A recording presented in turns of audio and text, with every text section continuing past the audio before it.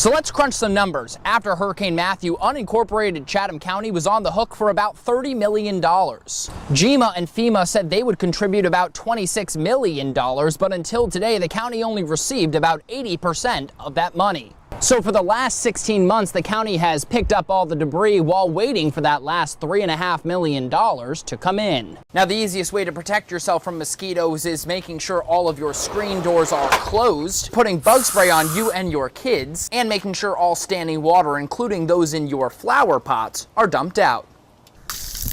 All AEDs provide audible instructions for anyone to use in case of an emergency. Place CPR device on center of patient's chest. Place hand directly on top. Start compressions. Press, press. Neighbors tell me this stop sign is brand new. It was just put in yesterday. They say when the tornado swept through, it took the old sign and its post up 50 feet and got stuck at the top of a pine tree. These Olympians in training are not only having fun today, but they're learning about sports they may not have heard of before. Before Hurricane Matthew, this whole area was covered in trees and sand dunes so that you couldn't see the Atlantic Ocean from this spot, which you can so clearly see right now. Although Commissioner Holmes says his first choice will always be to keep the Boys and Girls Club here on Charlton Street, he says he would be okay with moving it somewhere nearby, like right here on Wheaton Street.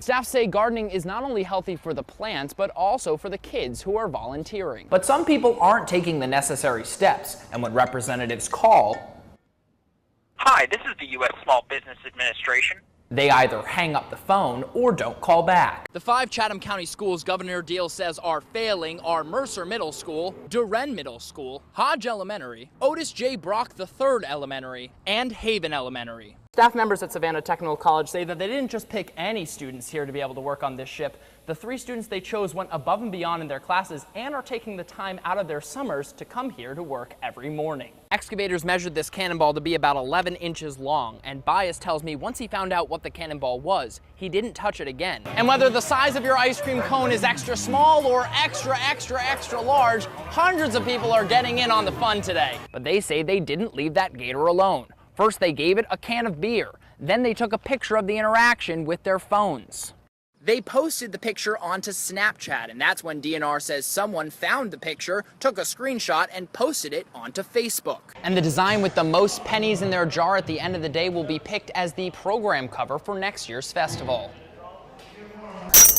Now, I personally only own this fidget spinner, but kids tell me buying only one these days just isn't enough. It's the law to have all throwable life rings ready and accessible on your boat, and they suggest the same exact thing with wearable life jackets. Because if not, it may be difficult to get to in time in case of an emergency. Snake breeders at Repticon say that one of the easiest ones to start off with is a ball python, yellow belly, just like this guy right here. This is an African pygmy hedgehog. The state of Georgia is one of only 5 states in the country that has banned them from being pets.